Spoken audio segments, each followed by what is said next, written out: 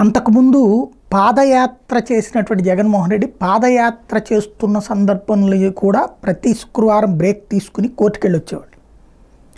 తర్వాత తను ముఖ్యమంత్రి అయ్యాక కోర్టు మొహం చూడలేదు. ఎప్పటికప్పుడు వాయిదాలు పడతానే వచ్చినాయి, డిస్పోజ్ పిటిషన్స్ వేసుకుంటూ రావడం ఇదంతా జరిగింది. ఇప్పుడు అదే జగన్మోహన్ రెడ్డి ఇకపైన ఈ ఎగ్జిట్ పోల్స్ ఎగ్జాక్ట్ అయితే కోర్టులకి ఖచ్చితంగా ప్రతి వారం అటెండ్ అవ్వక తప్పదు. అదే సందర్భంలో ఆ కేసులన్నీ ఫేస్ చేయక తప్పదు. కోర్టులు కూడా ఈ దఫా ఇక మినహాయింపు ఇవ్వవు. నెంబర్ 1. రెండవది, పెద్దిరెడ్డి రామచంద్రారెడ్డి అనుచర వర్గం, పిన్నెల్లి అనుచర వర్గం, కాసు అనుచర వర్గం, అంబటి రాంబాబు అనుచర వర్గం, ఎస్పెషల్లీ కాపు నేతలు బాగా టార్గెట్ అవుతారు, కేసులు పాలవుతారు. ఎందుకంటే జనసేన వాళ్ళు తీవ్ర ఆగ్రహంతో ఉన్నారు.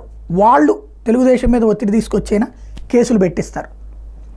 అదే సందర్భంలో తెలుగుదేశం పార్టీకి కసి ఉన్నటువంటి నాయకులు ఎవరైతే కింద ఉన్నటువంటి నాయకులు ఉంటారో వాళ్ళ మీద కేసులు నడుస్తాయి.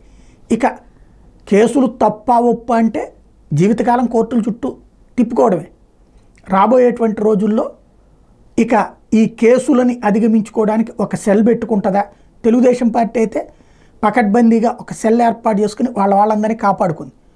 2019కి ముందు వైఎస్ఆర్ కాంగ్రెస్ పార్టీ అయితే అట్లా వాళ్ళని కాపాడుకున్న దాఖలా లేదు. ఎవరికి వాళ్ళు సొంతగా చూసుకున్నారు. ఇప్పుడు ఏమన్నా ప్లాన్ చేసుకుంటారు లేదో చూసుకోవాలి.